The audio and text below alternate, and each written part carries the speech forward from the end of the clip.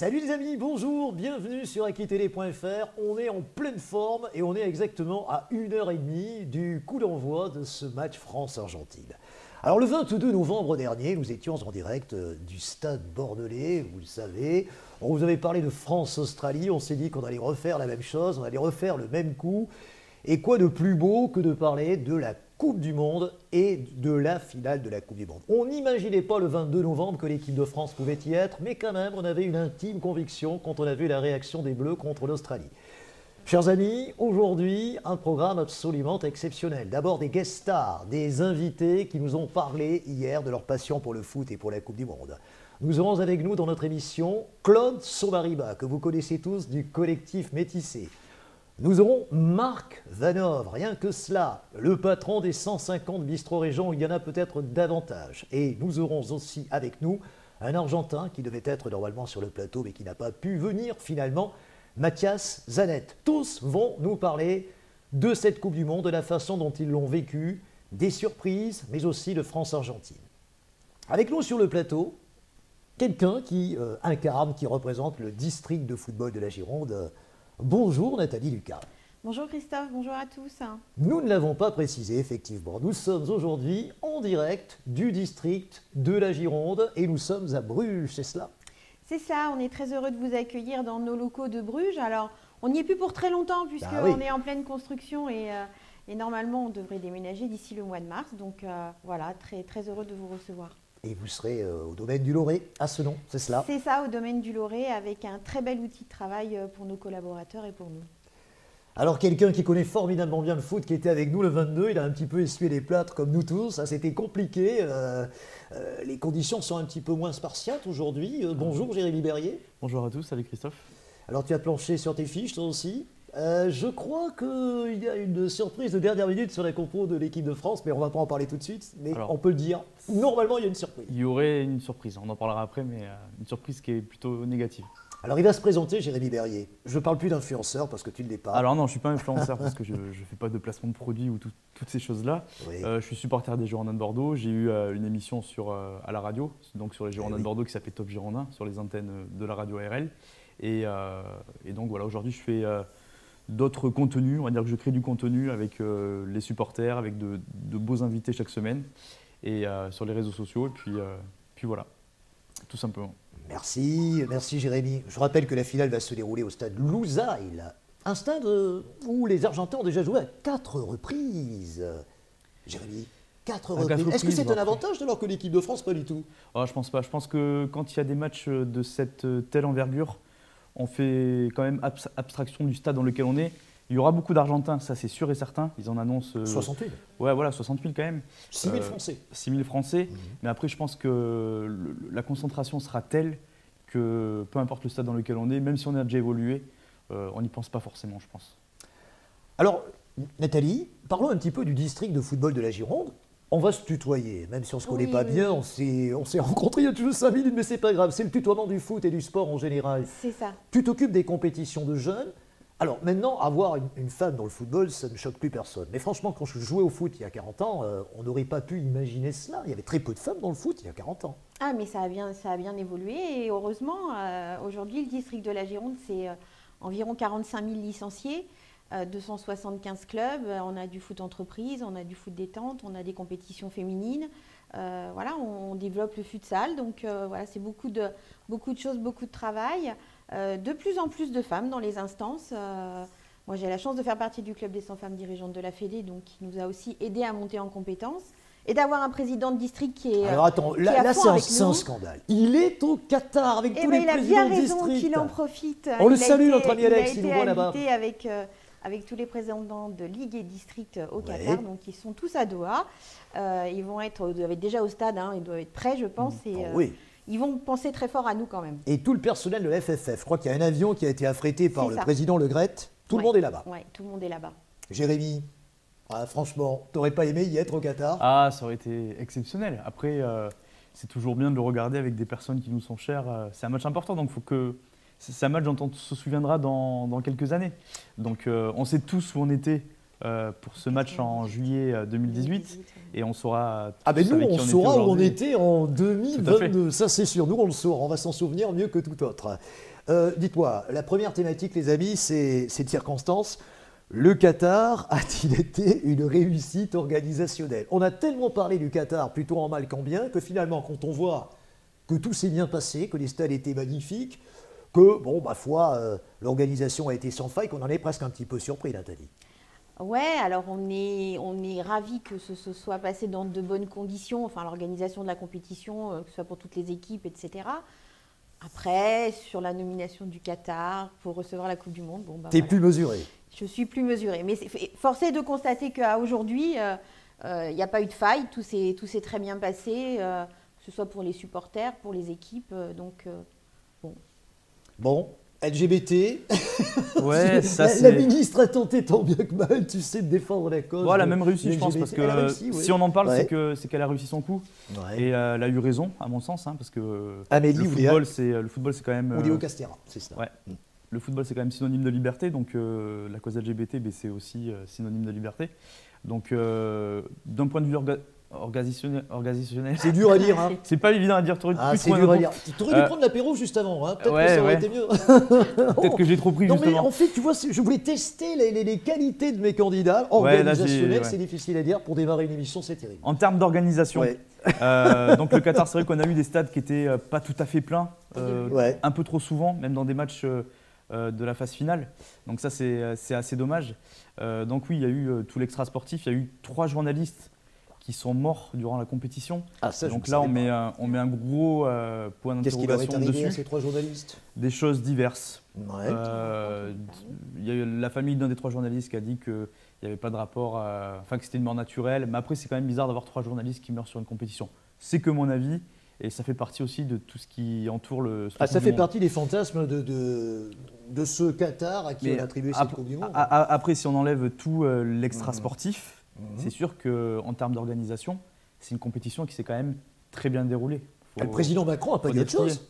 Il s'est rendu sur place pour le match, la demi-finale. Et il a dit lui-même que l'organisation avait été sans faille. Est-ce qu'il n'aurait pas dû le faire? Est-ce qu'il aurait dû le faire ou pas le faire? Parce qu'il a ses détracteurs qui lui ont reproché. Bien sûr, mais après, je ne pense pas que d'avoir dit ça, c'est non plus des propos mal intentionnés, parce que la réalité, elle est là. Dans la compétition, il n'y a pas eu de problème, donc on peut les féliciter pour ça. Après, c'est sûr qu'on ne peut pas les féliciter pour tout, mais moi, je ne pense pas que ce soit mal dit, qu'il n'aurait pas dû le dire. Après, c'est dur de dire le contraire aussi. Il vient pour, à la base, la demi-finale, il vient pour un match. Ouais. Donc c'est dur de dire sur un match que ça se passe mal. Il va rester sur place aussi. Il a peut-être quelques contrats à négocier dans ce secteur du Moyen-Orient. C'est possible, on doit joindre l'utile à l'agréable. Correct. Bien sûr, on n'a pas le choix quand on est président de la République. Il entretient de bonnes relations avec l'émir du Qatar, qui lui-même est propriétaire de beaucoup de choses à Paris, me semble-t-il. Oui, pas mal de choses. Et comme diraient les inconnus, tout cela ne nous regarde pas, évidemment, les amis.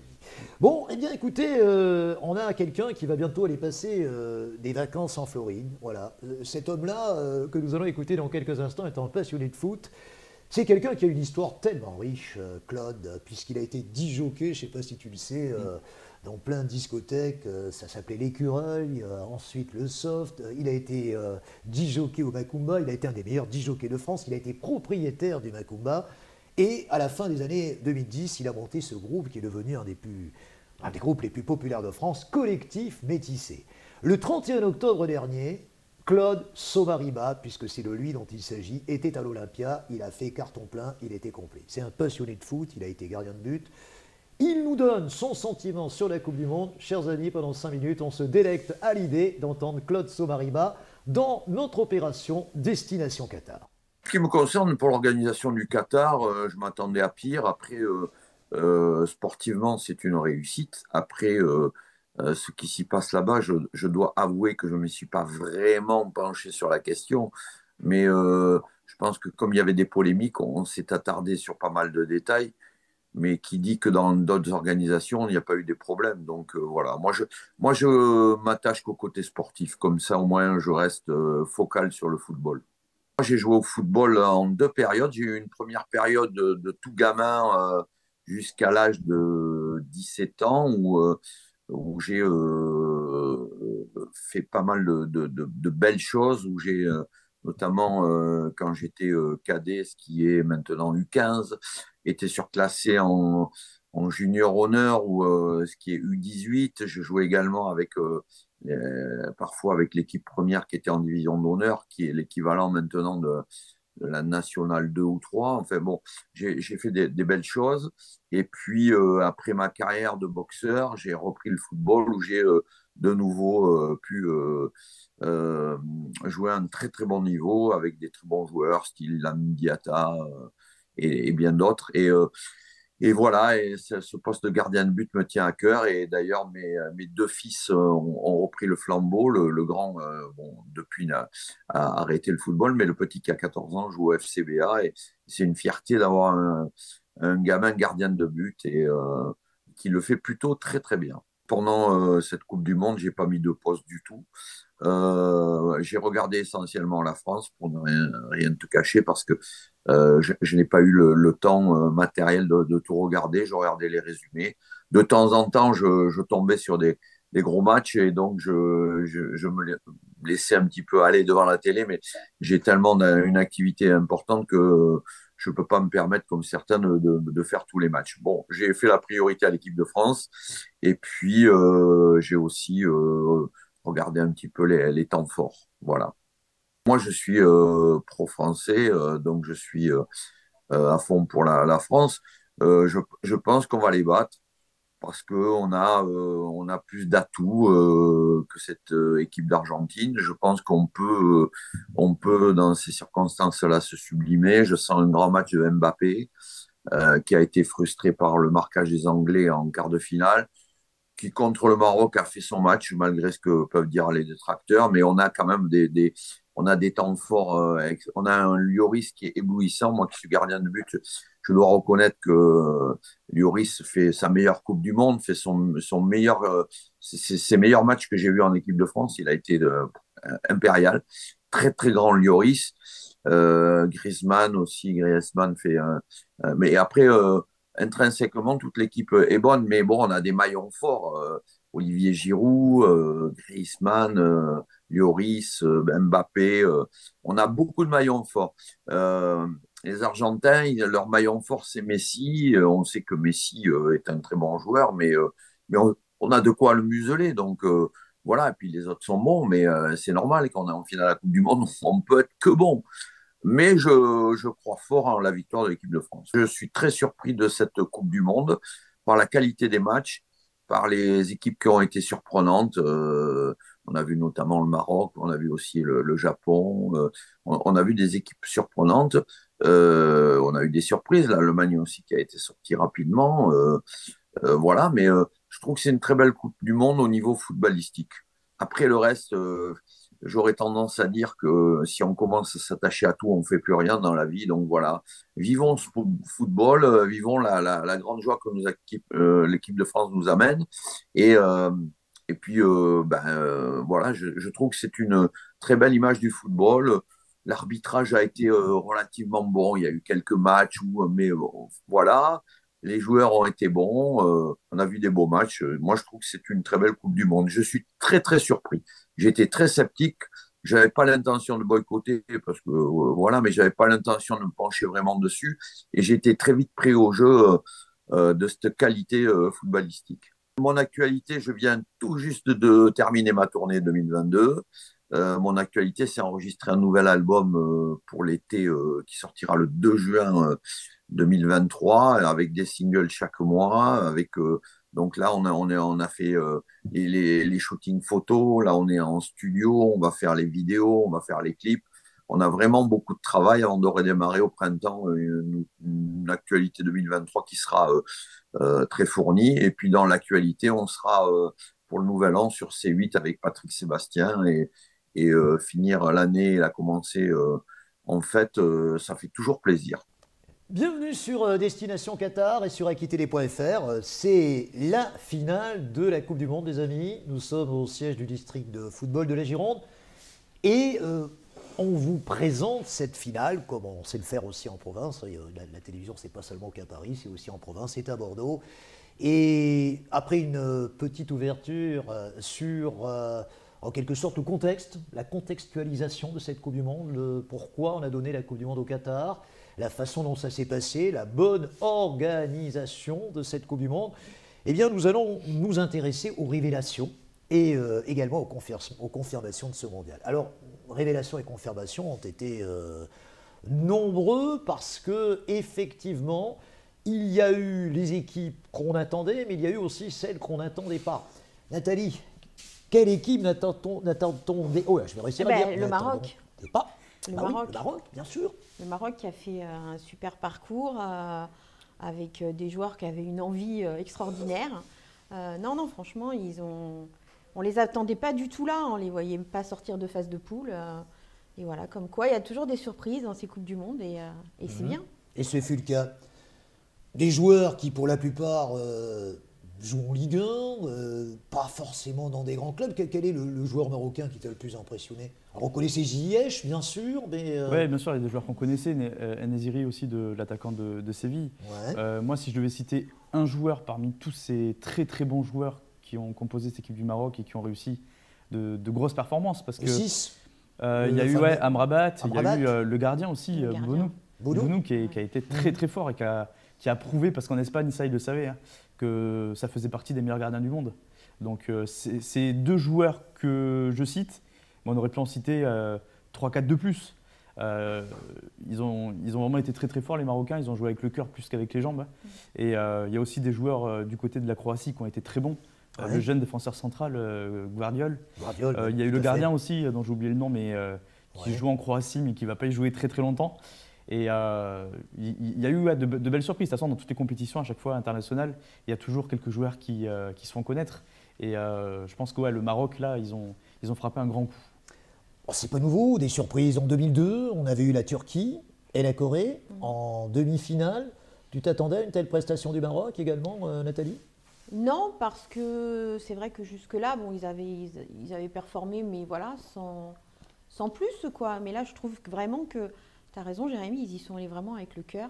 C'est l'émergence du football africain, quand même. Ils avaient un nombre de supporters qui était très important, donc je pense que ça les a aussi aidés, ça les a galvanisés, et ils ont joué leur compétition jusqu'au bout. Donc, Ils étaient un petit peu les représentants du monde arabo-musulman. Ça allait largement au-delà que la seule prestation du Maroc. Ils représentaient l'Algérie, ils représentaient le Moyen-Orient, ils représentaient la Tunisie. Tous les pays arabes. Et puis c'est bien aussi, puisque c'était dans un pays arabe. Donc ça a été une bonne chose aussi que cette équipe du Maroc performe. L'émir du Qatar qui a arboré le maillot marocain, me semble-t-il. Ouais, mais même la population qatari était vraiment derrière.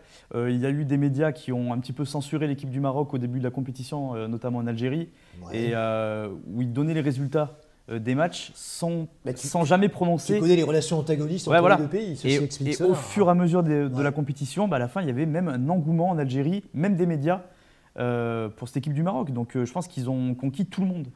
Dans tous les pays, c'était vraiment fou. Alors, c'était fou. Il y a d'autres surprises. Demi-surprise. Le Japon, c'en est une quand même, parce que le Japon qui sort l'Allemagne, on ne s'attendait pas forcément à ça. Dans ces phases de poule, il y a eu vraiment des surprises au niveau des résultats. L'Arabie Saoudite, c'est la plus grosse des surprises quand même, qui bat l'Argentine. On a des équipes quand même qui ont des grosses équipes qui ont failli, il y en a qui ne sont pas passées après les huitièmes, mais l'Argentine a eu chaud, l'Espagne a eu très très chaud. Donc il y a eu vraiment une émergence de tous ces pays qu'on n'attendait pas, et je pense qu'ils ont joué, on va dire entre guillemets, crânement leur chance, et puis c'est bien aussi qu'ils puissent se montrer, parce que c'est vrai que là aussi on peut découvrir des joueurs intéressants qui évoluent avec ces équipes-là, et non, c'était bien. Alors, ça donnait du piment.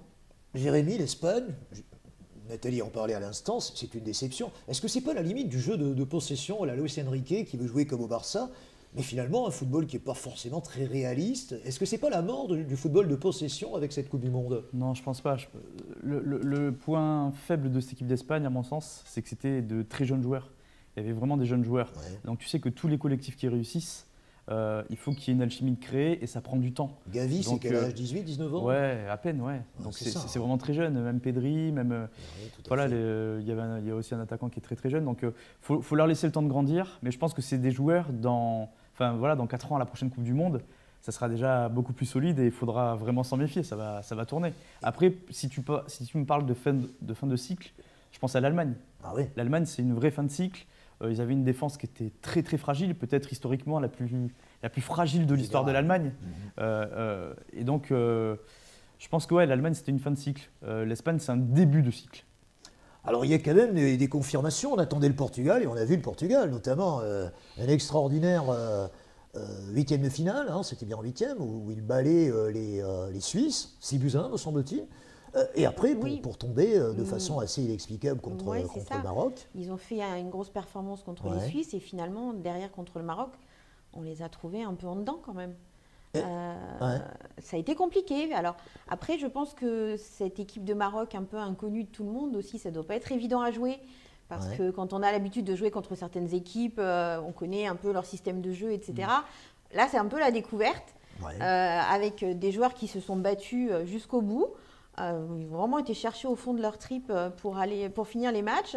Donc, je pense que ça a dû aussi peut-être les perturber et les gêner dans leur système de jeu, certainement, parce qu'on ne peut pas forcément mettre son jeu comme on veut avec des équipes qu'on ne connaît pas. On voit ça aussi dans nos compétitions, quand on joue les derniers ou les premiers de championnat. Des fois, on a beaucoup plus de mal à jouer des derniers que des premiers. Donc, Alors, revenons au Portugal. Est-ce que Fernando Santos a bien géré le cas Cristiano Ronaldo? Alors, bien sûr, il y a eu l'émergence de Gonçalo Ramos qui marque 3 buts en huitième contre les Suisses. Mais est-ce qu'avec un Cristiano simplement à 70% de ses possibilités, les Portugais ne seraient-ils pas revenus au score contre le Maroc? Fallait-il faire jouer dans ce gros match, en gros, Cristiano Ronaldo, indispensable? C'est compliqué parce que quand il y a une défaite, après on se dit et si.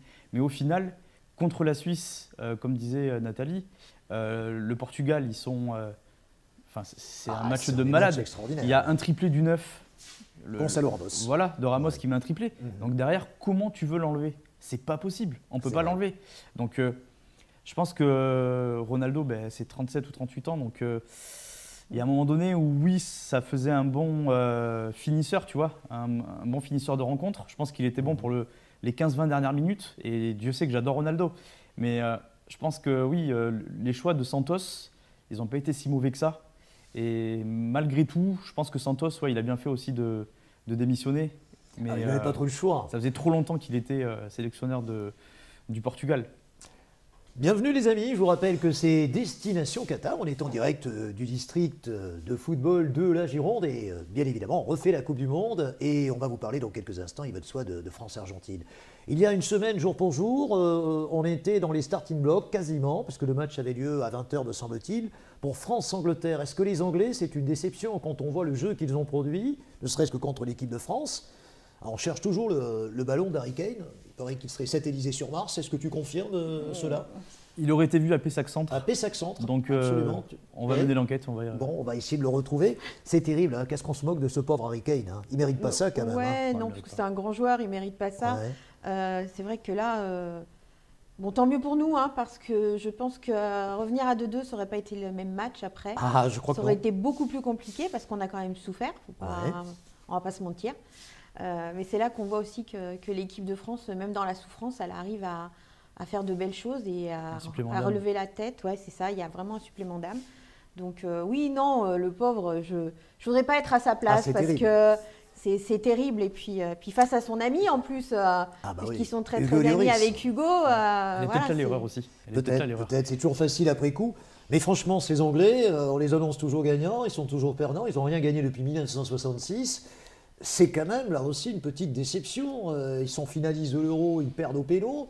On a l'impression que le football est un sport qui se joue à 11 contre 11 et à la fin, c'est l'Angleterre qui perd systématiquement. Pour parodier un peu Gary Lineker. C'est peut-être la France qui gagne à la fin. Peut-être aussi. C'est peut-être ça. Après, l'Angleterre, on comptait encore sur eux. Ils ont aussi des jeunes joueurs qui grandissent au fur et à mesure des tournois. Et c'est vrai que là, on aurait pu croire qu'ils étaient arrivés à la maturité. Et finalement, ils ont encore perdu. Je disais à mes abonnés sur les réseaux sociaux que le gagnant de France-Angleterre serait champion du monde. Tu le penses toujours? Je pense toujours. À 1h10 du coup d'envoi de je pense toujours finale, parce qu'au final, l'Argentine, à part le match contre la Croatie, ils n'ont pas montré grand-chose. On l'a vu aussi contre l'Arabie Saoudite. Bon, c'était le premier match, il y a une tolérance. Mais ils n'ont pas montré grand-chose, hormis contre la Croatie. Donc je pense sincèrement que la France a de grandes chances d'être champion du monde. Écoute, que Dieu t'entende, et on le saura dans un peu plus de 3 heures. Nathalie, une déception aussi que la Belgique. C'est la fin d'une génération, hein, De Bruyne, Lukaku, et Hazard, c'est quand même un sacré casting. Et malgré cela, l'équipe de Belgique ne passe pas le premier tour. Demi-finaliste en 2018, ça c'est une vraie déception. C'est quand ça, même, hein. Là ça a été un gros choc, je crois. Ouais. Les Diables Rouges. Franchement, j'y croyais pas. Hein. Je les voyais quand même aller beaucoup plus loin parce que voilà, c'est une belle équipe, il y a de très bons joueurs. Ouais. Et là, c'était vraiment la grosse surprise, hein. La douche froide. Parce que le Belgique se faire éliminer à la fin du 8e. Un dernier mot sur la Croatie, parce que quand même, ça c'est une belle satisfaction, c'est une confirmation du Mondial de 2018, termine 3e hier, un grand Luka Modric, 37 ans, quel joueur, il est éternel. Énorme. Hein. Il est éternel, c'est incroyable. Les tournois se suivent et ils se ressemblent pour Luka Modric. Ouais. On se dit qu'avec l'âge, avec le nombre de matchs qu'il fait par saison, parce qu'il en fait quasiment 60 avec le Real Madrid, peut-être qu'il y aura moins de motivation, la flamme sera un petit peu plus diminuée, physiquement il tiendra moins le coup. En fait, pas du tout. Il est exceptionnel. Donc la Croatie, je pense que s'ils avaient eu un vrai bon neuf comme il y a 4 ans avec Mandzukic, ça aurait pu être une finale France-Croatie. C'est difficile cette élimination des Croates en demi contre l'Argentine. Je trouve que le score de 3-0 est sévère. Finalement, il y a une erreur de marquage alors que pendant 30 minutes, ils maîtrisaient parfaitement le match. Et puis cette erreur, ils s'en sont jamais remis. Après, il y a quand même un but assez invraisemblable du neuf argentin qui a plusieurs contres consécutifs. Bon, on va revenir sur évidemment ces jeunes joueurs argentins, mais quand même les Argentins ont un maximum de réussite sur la première mi-temps. Et puis évidemment, après, il y a le show Messi, mais bon, ça c'est autre chose. Oui, après, Messi c'est Messi après.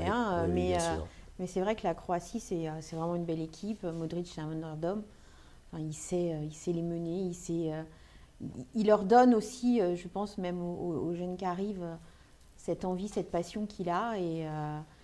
Et ouais, c'est dommage. Moi, j'aurais aimé revoir un France-Croatie en finale. Et pourquoi pas. Comme en 2018, parce que c'était une belle finale. Absolument. Donc, voilà, leur parcours s'est arrêté là. Bon, ils finissent 3e. Ils étaient contents quand même hier de recevoir leur belle médaille. C'est quand même 3e de la Coupe du Monde, c'est quand même pas rien. Pour un pays de moins de 4 millions d'habitants. C'est ça. Et ils sont bons partout. En basket. Il y a moins d'habitants que dans la région PACA. En handball, en foot, c'est extraordinaire. Le ski aussi, bon, c'est normal. C'est vraiment une nation de sportifs. Ouais, tout à fait. Peut-être que la formation sportive y est pour quelque chose aussi. C'est la place du sport à l'école, encore une fois. Peut-être bien aussi. Je pense que ça, c'est un élément on peut longuement délibérer, parler et disserter sur la place du sport à l'école. J'en sais quelque chose. Le sport a toujours été considéré par les profs comme un sport, comme une activité mineure. Moi, j'ai toujours dit, quelqu'un qui est très bon en sport, pour moi, c'est l'équivalent de quelqu'un qui est très bon en maths. Mais apparemment, mes collègues ne le voient pas ainsi. Hein, voilà, mais peut-être qu'effectivement, c'est une piste. Après, c'est décrié par pas mal de basketteurs, Evan Fournier, des mecs qui jouent en NBA, et qui le disent clairement que le sport devrait avoir une plus grande place à l'école, et que quand on voit les résultats qu'on a dans les sports collectifs aujourd'hui, que ce soit chez les hommes, chez les femmes, le hand, le volley, le foot, si le sport avait une vraie place à l'école, ça se saurait. Ça serait encore plus fort, quoi. Ça serait vraiment. Un dernier mot sur le Brésil, le Brésil, le pays du foot. Alors chaque année, les journalistes nous disent qu'il va être champion du monde avant même que la compétition ne commence. Cette année, c'était Neymar, c'était tous les autres, Vinicius Junior, grosse équipe, des joueurs qui jouent au plus haut niveau. Et hop, une nouvelle fois, la montagne a accouché d'une souris, Nathalie. Eh ben oui, Brésil est encore passé au travers. Comme quoi, je pense que tous les journalistes, on les voit tout de suite. C'est le Brésil, donc c'est samba. C'est la 7e merveille du monde, mais ça reste une équipe. Et puis finalement, elle n'a pas été si transcendante que ça. En même temps, ce match contre la Croatie se joue à pas grand-chose. Non, c'est réfléchi, ça se joue à quoi? À 5 minutes. Dans la prolongation, il venait d'ouvrir le score avec un but merveilleux de Neymar. Et peut-être que les Brésiliens ont été rattrapés par leurs vieux démons, faire du jeu, ceux qui étaient les vieux démons de la France il y a quelques années, 82 c'est lui, par exemple. Mais après, comme a dit Nathalie très justement, faut être une équipe. Et quand on met 11 stars du ballon rond, ça ne fait pas forcément une équipe. Et donc il y a eu ça. Et puis ils sont éliminés contre la Croatie. La Croatie est vice-championne du monde. C'est pas une équipe de plombiers de Limoges. Mais si on te dit ça au moment où Neymar marque en prolongation, est-ce que tu le crois? Est-ce que tu vois les Croates capables de revenir jusqu'au dernier moment. Ils ont un mental incroyable. C'est incroyable. C'était possible. Et puis on a vu dans toute cette Coupe du Monde qu'il ne fallait pas lâcher le morceau jusqu'à la dernière seconde, peu importe les matchs. Il y a eu des surprises et le Brésil, encore une fois, on met 11 starlets ensemble et ça ne fait pas un collectif. Et si on continue à vendre la peau de l'ours avant de l'avoir tué comme ils font depuis plusieurs compétitions, on aura le même résultat au final. Quand on voit le sélectionneur du Brésil en train de danser sur un but, rien que ça, c'est quelque chose qu'on... Les danses des Brésiliens mais contre les Coréens. La danse, c'est après la victoire en finale. La danse, c'est à la maison, mais c'est pas au bord du terrain. Quand on est en 8e de finale, quand on est le sélectionneur, on n'aurait jamais vu Didier Deschamps le faire. On n'aurait pas vu Luis Enrique en fort Espagne. Avec les faibles. Ou faibles avec les forts. Ouais, c'est un petit peu ça. C'est un petit peu ça. Ouais. Mais c'est ça. Non, déçu du Brésil, mais à la fois pas très surpris non plus, parce que c'est ce qu'il montre depuis déjà pas mal de temps. Il y a quelqu'un qui est très fort dans sa tête depuis de nombreuses années. Il a monté un petit empire. Au départ, il commence avec un petit resto sur Bordeaux. Il le dit presque avec fierté, il s'est arrêté en 5e. Il a tout fait, l'homme dont nous allons parler. Il a monté un petit empire qui s'appelle les Bistrots Régents. Vous connaissez certainement, vous avez sans doute été déjeuner ou dîner dans un bistrot Régent. C'est un passionné de foot, il a été sponsor des Girondins de Bordeaux, il l'est encore, me semble-t-il, de même qu'il est sponsor de l'UBB. Vous avez bien compris qu'il s'agissait de Marc Vanov. Marc Vanov, nous l'avons interrogé sur sa Coupe du Monde. Comment l'a-t-il vécu? Il est au Portugal actuellement. Il nous fait part de sa passion pour le football, pour la Coupe du Monde, ses surprises, ses coups de cœur. Marc Vanov, dans Destination Qatar. Avant de la trouver, il faut déjà qu'elle finisse. Non, c'est une Coupe du Monde à rebondissement, on va dire. Il y a eu d'énormes surprises. Alors, que ce soit au niveau des résultats comme au niveau des éliminations, bien sûr, puisque au niveau des résultats, l'Argentine est en finale, mais elle s'était fait battre par l'Arabie Saoudite. Et au niveau des résultats, l'Allemagne, l'Espagne, le Portugal, enfin, ils sont passés à la trappe. La Belgique, c'est quand même la Suisse, c'est quand même des équipes qui habituellement vont plus loin que là où elles auraient été. Donc, en effet, c'est quand même une Coupe du Monde surprise. Franchement, en équipe de France, moi, j'ai trouvé Mbappé dans les matchs éliminatoires, on va dire, à la hauteur de ce qu'on pouvait attendre, en espérant que ça monte. Mais là, en quart et en demi, on ne l'a pas vu. Alors, j'espère qu'en finale, il va exploser tout, parce que là, vraiment, sinon, pour moi, il aura plus ou moins raté sa Coupe du Monde, quand même. Honnêtement, sachant qu'il a dit qu'il en avait fait sa priorité. Alors, voilà, depuis les quarts, franchement, on ne l'a pas vu. Alors, les gens vont vous dire que oui, mais il amène du monde autour de lui, ça permet de libérer un peu les autres. Mais enfin, on n'attend pas ça non plus. On attend de le voir jaillir comme il a l'habitude, de faire des choses incroyables. Bon, voilà. Après, moi, celui qui m'a séduit le plus, franchement, c'est Griezmann. Il est au four et au moulin, derrière, devant, il récupère un nombre de ballons incroyable. Enfin, voilà, je suis agréablement surpris, surpris, non, mais il nous surprendra toujours, comme on dit, voilà, tout simplement.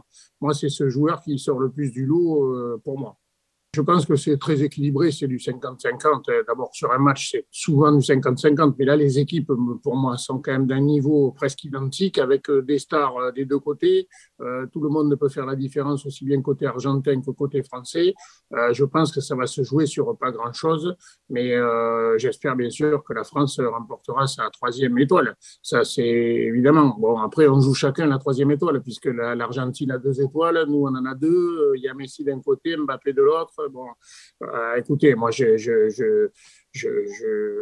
moi, j'ai parié sur la France, honnêtement. Je suis le football moi j'ai joué au football à haut niveau avec beaucoup de gens qui ont joué à l'équipe de France et tout, donc je suis le football depuis tout petit. Comme beaucoup, la première de 98, alors le 82 évidemment, la demi-finale contre les Allemands en 1982, évidemment en Espagne à Séville, mais celle qui me laisse le plus de souvenirs incroyables, c'est 98, parce que imaginez, champion du monde, c'était phénoménal. Maintenant, ça devient presque une habitude, mais à l'époque, c'était...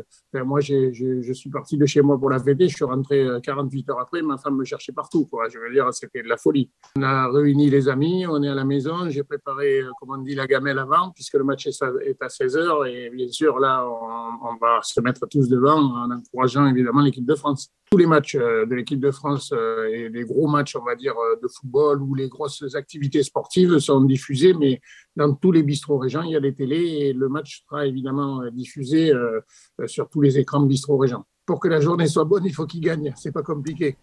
Destination Qatar en direct du district de football de la Gironde.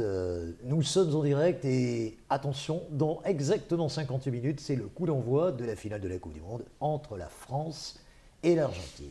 Nathalie Vincent du district. Nathalie Lucas. Nathalie Lucas, je ne sais pas pourquoi je voulais dire Nathalie Vincent. Je ne sais pas. Nathalie Lucas, effectivement, du district de la Gironde de football, et Jérémy Berrier. Il ne s'appelle pas Fernand Berrier, non, il n'y a pas de problème. Bon, tout va bien. On parle de foot, on parle de cette compétition qui est la Coupe du Monde, et bien évidemment, on va présenter maintenant France-Argentine. Est-ce qu'on en sait un petit peu plus sur les compos de l'équipe de France à quelques minutes du coup d'envoi? A priori, elle serait surprise. Elle serait sortie. Du côté des Bleus, il n'y a pas de surprise. Oui. On avait un doute sur Giroud. Et finalement, on avait pensé à ce que Giroud soit remplacé par Thuram, que Mbappé soit en neuf et Thuram sur le côté gauche. Et finalement, a priori, ça serait la même équipe que depuis 2-3 matchs, avec Giroud devant, qui serait peut-être un petit peu blessé, mais bon, après c'est une finale, donc forcément, ça galvanise. Et donc, avec Varane aussi, sur qui il y avait un petit point d'interrogation, donc il sera en défense centrale. Upamecano, donc aligné en défense centrale, a priori. Upamecano, et puis après c'était le choix un petit peu cornélien entre Upamecano ou Konaté, parce que les deux avaient fait des matchs vraiment d'un très très gros niveau.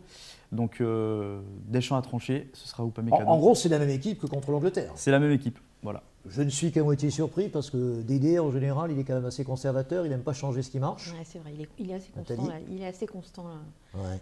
Après, oui, ça a été un gros débat, Upamecano, Konaté. Les deux se valent. Je pense que oui, mais je pense que sur l'Argentine, Upamecano, il a peut-être un petit supplément. Un petit peu plus de vivacité de geste par rapport à Messi. Là, on tient compte que Messi, ça va aller vite. Hein. C'est un centre de gravité très près du sol, un grand gaillard comme Konaté qui mesure 1m95 ou quelque chose dans ce genre-là. Peut être plus en difficulté face à Messi, petit gabarit. Bien sûr, c'est sûr. Après, Upamecano a fait plus de matchs aussi dans cette Coupe du Monde. Donc ça, c'est un élément à ne pas négliger. Ouais. Donc après, je suis d'accord avec ce que dit Nathalie. Il faudra 2 grandes lames sur le côté gauche, enfin même 3. Notamment Hernandez et Upamecano. Donc va falloir être patient, ne pas se jeter.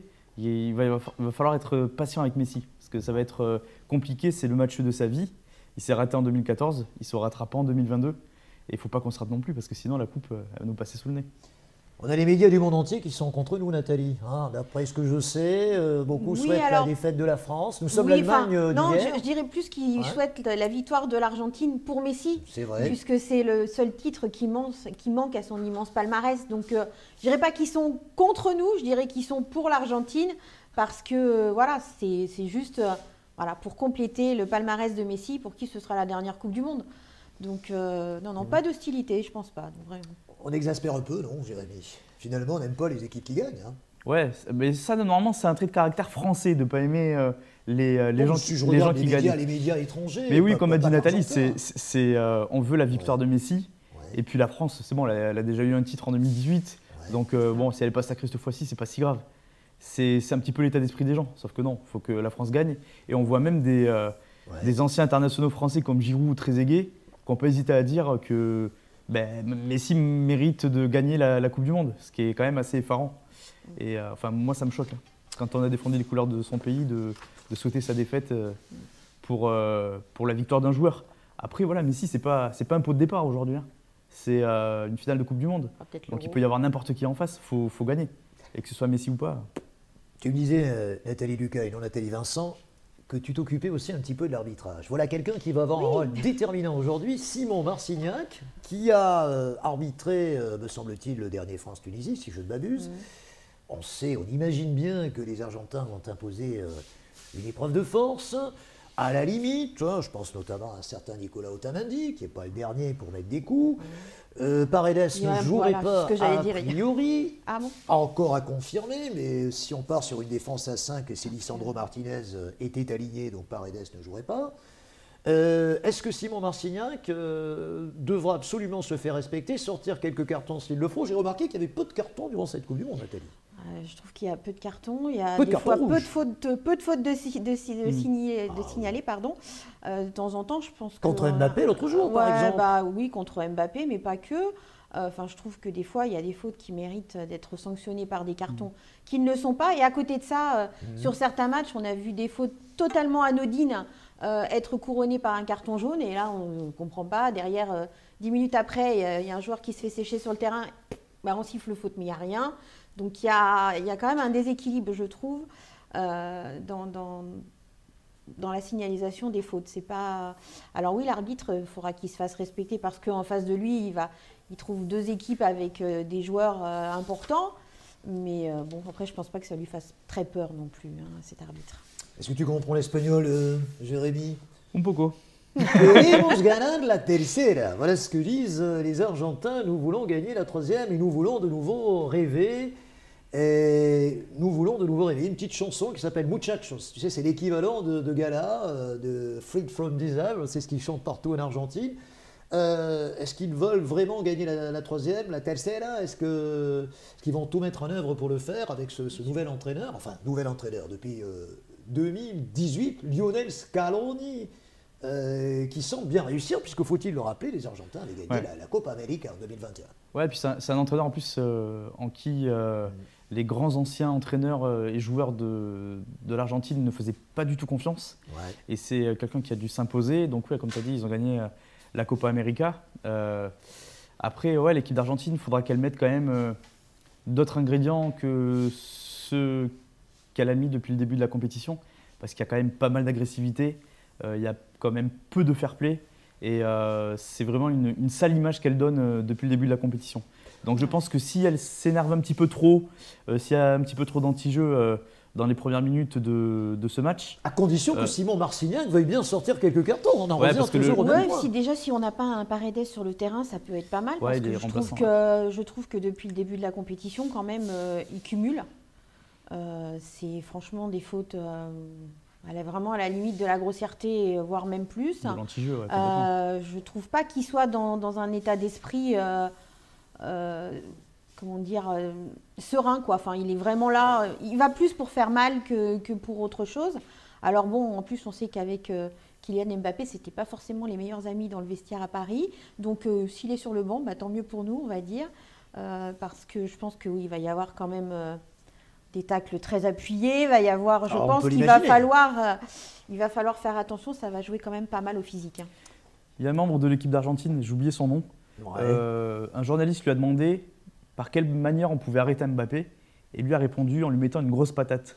Oui, donc ça pose quand même le décor pour le match, et s'il pense arrêter Mbappé comme ça, c'est pas joli. Tu sais, il y a un formidable observateur du football argentin qui travaille sur Bein, c'est Omar da Fonseca, et lui, quand je regarde les joueurs de l'équipe d'Argentine, il le dit lui-même alors qu'il est argentin, qui joue tous quand même dans des clubs de seconde zone, et l'équipe de France, normalement, il n'y a pas photo, parce que quand on regarde ces joueurs, Alexis McAllister joue à Brighton, Enzo Fernandez joue à Benfica, je ne sais pas pour mépriser Benfica, loin s'en faut, mais ça reste quand même… au niveau européen, un club plutôt de seconde zone. Qu'a-t-on encore Marcos Acuna à Séville, le gardien Damian ou je crois qu'il a également un autre prénom, c'est Damian ou… Emiliano Martinez qui joue à Aston Villa. Nahuel Molina à l'Atlético. Bon, on n'est pas non plus dans des clubs du haut de tableau. C'est pas l'Argentine qu'on a connue il y a quelques années. Absolument. C'est clair. Donc a priori, entre les deux équipes, il n'y a pas photo, a priori. Qu'est-ce qu'elle en pense, a priori, il n'y a pas photo, et je pense que ce qui fera surtout la diff, au-delà de la qualité technique, ça va être la qualité de jouer en groupe, de rester groupé, de jouer les uns pour les autres, de tout donner. Et ça, je pense que la France, elle a cette force-là, parce qu'il y a vraiment un groupe. Il y a vraiment un groupe qui vit bien, et je pense que là, en Argentine, moi, je les vois un peu plus individualistes, un peu moins dans la cohésion. Donc, je pense que cette cohésion, elle peut faire aussi la différence. Quel serait le pire scénario pour l'équipe de France, finalement, prendre un but dans les 10 premières minutes contre une équipe défensive et truqueuse? Alors, je pense que le pire des scénarios, ce ne serait pas de prendre un but dans les premières minutes, ce serait de perdre un joueur sur un carton rouge. Ouais. Par exemple, dans les premières minutes. Tu penses qu'il y aura de la provocation dans ce match? Il y aura de la provocation, il y aura de la réponse aussi, je pense, parce qu'il y a des Hernandez, des Mbappé, pour ne pas les citer, qui ne vont pas baisser la culotte devant les Argentins, et ce, peu importe leur provocation. C'est le risque. Ils le savent aussi, les Argentins. Ils savent qu'on a des joueurs qui qui sont nerveux, comme Hernandez notamment, ils en ont beaucoup parlé. Donc je pense que le pire des scénarios, ce sera de perdre un joueur sur un carton rouge. Si on prend un but dans les premières minutes, on a encore du temps pour revenir. On leur en a mis 4 il y a 4 ans. Alors justement, donc, je pense que perdre un joueur sur un rouge, ça serait très handicapant. 2018, victoire 4-3, extraordinaire Mbappé, oui. Tout le monde avait été extraordinaire. Bien sûr, le but de Pavard, est-ce que ça peut compter? On est mené au départ. On est mené au score, 2-1, juste au début de la seconde mi-temps. Est-ce que ce match peut peser dans les têtes? Finalement, je crois qu'il n'y a que 4 joueurs de l'équipe argentine qui jouaient ce match de 2018 à 15 ans. Est-ce que ça peut jouer dans les têtes? Forcément, il va être dans la tête ce match. Après, je pense que Didier Deschamps aura bien fait un travail aussi de préparation mentale. Il les connaît bien, les Argentins. Il a ces facultés, Didier Deschamps, de bien analyser aussi les matchs, les équipes qu'il rencontre. Donc je pense que la préparation mentale dans les vestiaires et avant la rencontre, elle a déjà été bien préparée. Et c'est vrai que tu as raison, il va y avoir de la provocation. Et je pense qu'il a dû aussi travailler là-dessus parce que c'est sûr que ça serait vraiment le pire scénario de perdre quelqu'un. 16h le coup d'envoi les amis, vous le savez, c'est dans maintenant 45 minutes, il sera 18h au Qatar et il sera midi en Argentine. C'est la première fois en Argentine qu'ils ont une Coupe du Monde qui se déroule en été, puisque faut-il le rappeler, inversion des saisons. Tous les Argentins sont dehors, ils voient les matchs dans les parcs, dans les jardins, et tous les Argentins sont ravis que cette Coupe du Monde se passe en été. Mais ça veut dire aussi que si elle se passe en été pour eux, elle se passe en hiver pour nous. Et ça, c'était une grande première, une Coupe du Monde en hiver. Ouais, c'est une grande première. Après, il fallait essayer. Tu sais, faut. Est-ce que c'est une réussite cette Coupe du Monde au mois de novembre? Mais ça dépend où elle a lieu, parce qu'elle a lieu en hiver, d'accord. Si c'est en hiver en Finlande ou en hiver au Qatar, c'est totalement différent. Donc après, dans ces conditions-là, je pense que c'était quand même, malgré le fait que ça chamboule totalement les plans, le fonctionnement des clubs, c'était une bonne chose que ça ait lieu en hiver. Et maintenant, oui, que c'est la fin de la Coupe du Monde, on peut dire oui, ça reste quand même une réussite. Mais il ne faut pas que ce soit tous les 4 ans comme ça, parce que c'est, en termes d'organisation, il faut refaire une prépa physique pour les clubs. C'est quand même assez particulier. Au niveau de la réussite populaire, on s'aperçoit que ça n'a pas empêché les Français de descendre dans la rue. Il faisait 3 degrés mercredi soir. Il faisait beaucoup plus à Bordeaux. Il faisait 11 ou 12. C'était une soirée exceptionnelle de douceur. Les gens sont descendus massivement dans la rue. Donc, le froid n'a rien empêché, finalement, Nathalie. Non, parce que je crois que quand on est supporter de l'équipe nationale, on est supporter jusqu'au bout. Donc qu'il pleuve ou qu'il fasse froid, on sera là. Et non, je trouve que la ferveur, elle n'a fait que monter, elle aussi. Parce que je pense que beaucoup de gens ne les attendaient pas là au départ, avec tous les pépins qu'on a eus physiques avant déjà l'annonce des 25. Et puis juste avant la Coupe du Monde, et pour finir par Benzema et puis par Hernandez qui se blesse. On ne les attendait pas là. Donc je pense que la ferveur, elle est montée crescendo. Et là, je pense que les gens, ils sont tous à bloc. Et ça va être sympa. Il y a quelques fan zones d'ici et là. Alors. Et il n'y en a pas eu tant que ça, justement, des fan zones. Je vois qu'à Bordeaux, par exemple, le maire n'a pas souhaité installer des écrans géants. Alors, il y a eu ce fameux boycott dont on n'a pas parlé, mais en réalité qui n'a pas marché, puisqu'il y avait 20 millions de téléspectateurs devant leur télé mercredi. Donc le boycott n'a pas été suivi par le grand public, finalement. Ouais, c'est un boycott à 2 vitesses. Oui. Il y a peut-être eu un boycott sur le premier match, mais je pense que les gens... C'était prévisible. Oui, c'était prévisible. Après, encore une fois, on ne peut pas, à mon sens, faire des choix alors que ce n'est pas nous qui avons décidé de donner le mondial au Qatar. Je veux dire, au final, c'est quelques personnes qui l'ont décidé. Donc, mais comme toujours, dans l'attribution d'une compétition. On ne peut pas mettre de côté notre amour pour le foot pour les choix de quelques personnes. C'est pas possible. Donc, on peut être contre tout ce qu'il y a eu d'extra-sportif au Qatar, notamment humainement, par rapport aux travailleurs qui sont morts durant les constructions des stades, par rapport au traitement des femmes, par rapport aux LGBT, etc. Mais après, le foot, on est là pour regarder du foot. Malgré tout, on peut ne pas cautionner ce qui s'est passé dans l'extra-sportif et cautionner le ballon. C'est normal. Donc, un boycott à 2 vitesses. Voilà. Alors, comme je vous l'ai dit au début de l'émission, nous devions accueillir un Argentin qui n'a pas pu venir pour X raisons. Et cet Argentin, il est patron d'un bar, qui est plutôt un restaurant d'ailleurs, qui s'appelle El Chivito, qui veut dire le petit cabri, la petite chèvre. Je ne sais pas comment on va traduire ça. En tout cas, c'est un restaurant sympa où on va boire du maté, où on va manger des assados, des grillades. Tu sais sans doute, Jérémy, que les Argentins sont des grands spécialistes de la viande fumée, de la viande de qualité. Alors évidemment, on ne pouvait pas faire autrement que de laisser la parole à un spécialiste du foot argentin, et c'est un supporter de River Plate. Alors, vous ne le savez peut-être pas, mais dans les joueurs qui jouent à River Plate dans cet effectif, il y a Julián Álvarez, qui a marqué 2 buts contre la Croatie, la petite pépite de Manchester City. Il y a également Enzo Fernandez, moi, qui m'a fait une très belle impression, le milieu de terrain de Benfica. Je laisse la parole à Mathias Zanet, qui nous parle de sa Coupe du Monde, qui nous parle de sa passion du foot argentin. Lui, l'Argentin, on va l'écouter et dans quelques instants, on se retrouve pour la conclusion de cette émission Destination Qatar, à quelques minutes du coup d'envoi de France-Argentine. Ma passion pour le football vient de tout petit. Je suis argentin et avec mon père, on regardait toujours des matchs de foot à la télé. Et après, quand j'ai grandi un peu, j'ai commencé à aller au stade. Moi, je suis fan de River Plate. C'est l'équipe plus grande d'Amérique latine. Je suis allé au stade tous les dimanches avec mon petit cousin. C'était notre religion d'aller à regarder les matchs. Mais pour moi, actuellement, les meilleurs joueurs, parce qu'il y en a 2. Une, c'est Julián Álvarez, c'est le neuf de la sélection argentine. Et l'autre, c'est Enzo Fernandez. C'est 2 joueurs assez jeunes. Ils ne sont pas très connus actuellement. Et moi, je les connais depuis des années parce qu'ils sont sortis de justement River Plate, de mon équipe. Donc, il est excellent, c'est Julián Álvarez. Sa définition, c'est pour ça qu'il a été recruté pour Pep Guardiola au Manchester City. Et Enzo Fernandez, c'est la révélation, on va le dire comme ça. Actuellement, il est au Benfica, mais je ne pense pas qu'il va durer longtemps là-bas. Il va partir sur un grand très très vite, je pense. Et malheureusement, le dimanche, on va être fermé. Moi, je vais profiter de cette journée historique pour nous. J'espère fêter, mais bon, sinon le restaurant il est toujours ouvert, el Chivito, de mardi à samedi tous les soirs. On vous attend avec grand plaisir pour une ambiance latino-américaine. Celui-là de l'Argentine, ça va être un bon match, un bon spectacle. Il va gagner le meilleur, on ne sait pas encore. Mais bon, pour moi, c'est l'Argentine. Mais bon, à nous la mufa, comme disent les Argentins. Il est Léo Messi qui mérite ce trophée, c'est le seul trophée qui lui manque. Comme ça, il va devenir le meilleur joueur.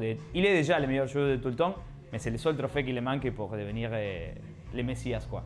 On va quand même marquer l'histoire, donc il va quand même Ça s'était déjà produit avec l'Italie, 34-38. Il y a l'Italie et le Brésil. Et le Brésil, bien sûr. 58-62. Et le Brésil, donc voilà, donc on marquerait encore un peu plus l'histoire, au-delà de pouvoir mettre une très belle 3e étoile sur notre maillot. Tu en as déjà 2, tu es prêt à broder la 3e ce soir. Il file à coudre dans la voiture. Non, voilà, je pense que je pense que ça va être, il va y avoir ce soir une belle fête quand même partout. Que ce soit dans les maisons respectives de chacun ou dans un peu tous les foyers français qui se sont, on voit sur les réseaux sociaux, là, les gens se regroupent pour regarder le match. Donc je pense que la soirée va être longue si on est champion du monde. Finalement, c'est, n'est-ce pas, le plus beau cadeau de Noël qu'on puisse faire aux Français qu'un titre de champion du monde à une semaine de Noël. C'est quand même incroyable. Oui, ça sera un beau cadeau. Après, tu sais, le football, déjà, c'est quelque chose qui nous fait oublier un petit peu les problèmes, qui nous fait oublier la vie quotidienne et toutes ces complications. Donc déjà, à la base, c'est un bon médicament. Donc si forcément… C'est le meilleur des antidépresseurs. Ouais, si forcément à une semaine de Noël, on est champion du monde de foot, ça sera un très très beau cadeau pour tout le monde. C'est normal. La chatte à Dédé, elle ne va pas la lâcher jusqu'au dernier moment. Est-ce qu'il va la voir ? Le contrat est renouvelé. Hein. Noël Le Graët a décidé que de toute façon, gagnant ou perdant, Didier Deschamps, s'il le veut, peut repartir pour un nouveau mandat qui l'amènerait jusqu'à l'Euro 2026. Noël Le Graët, c'est vrai qu'il donne sa confiance à Didier Deschamps. Après, moi je dis pourquoi pas, parce qu'on voit quand même qu'il arrive à faire de belles choses. Il arrive en peu de temps à rebondir, parce que voilà, on est quand même parti avec une grosse épine dans le pied. Et puis finalement, on est en finale de Coupe du Monde. Donc non, je pense qu'il peut encore faire un cycle. Je pense que le discours avec ses joueurs passe bien dans le vestiaire. On ne ressent pas de problème de vestiaire, on ne ressent pas d'animosité envers lui. Donc moi je serais assez partante pour qu'il reparte. Alors on va y aller de votre petit pronostic, juste avant qu'on ne rende l'antenne. Hein, il va bien falloir en faire un. Un pronostic pas facile à faire. Allez, un pronostic sur la première mi-temps déjà. Sur la première mi-temps ? Oui. On arrive à combien à la mi-temps ? Je pense 1-0 pour les Bleus et je vois une victoire finale 3-0. Nathalie ? Un petit pronostic? Moi, je verrais pas en faire un. Je verrais plus un 0-0 à la mi-temps, parce que je pense qu'ils vont un peu se neutraliser. Et moi, je verrais bien une victoire de la France après prolongation, quand même, avec 1-1 à la fin du temps réglementaire. Bon, bien écoutez, on va voir si ces pronostics sont les bons. Enfin, on va croiser les doigts pour que ce soit la France. Ah oui, c'est clair. Les amis, rediffusion de cette émission sur akitélé.fr ce soir et demain. Nous étions ravis de vous accueillir ici au district de football de la Gironde pour parler de la Coupe du Monde avec Nathalie Lucas, avec Jérémy Berrier, que je remercie bien évidemment d'être venu nous voir. Hein, c'est pas si évident, tout cet exercice du direct. Vous avez été brillants tous les deux. Vous allez maintenant vite vous retrouver votre poste de télévision. On va saluer l'ami Alexandre Legna. Je vous remercie. Parce que j'en peux parler, c'est derrière le titre là-bas. Mais c'est aussi celui qui a fait les interviews hier. J'ai rencontré Marcel Alexandre. Il a été notamment servi dans les boissons préférées de la main. Et c'est la raison pour laquelle c'est dirigé. Il a le droit également à sa culture privée. Voilà, c'est tout cela. Jean-Paul Garnier, merci beaucoup. Akitélé, c'est encore des vœux qu'on vous présentera dans quelques jours. Que la France gagne, mais bien évidemment, c'est notre souhait. Allez les Bleus, et dans quelques instants, on vous invite à vous mettre devant votre poste de télévision. Et on l'espère, une victoire et les Français champions du monde dans quelques heures, les amis.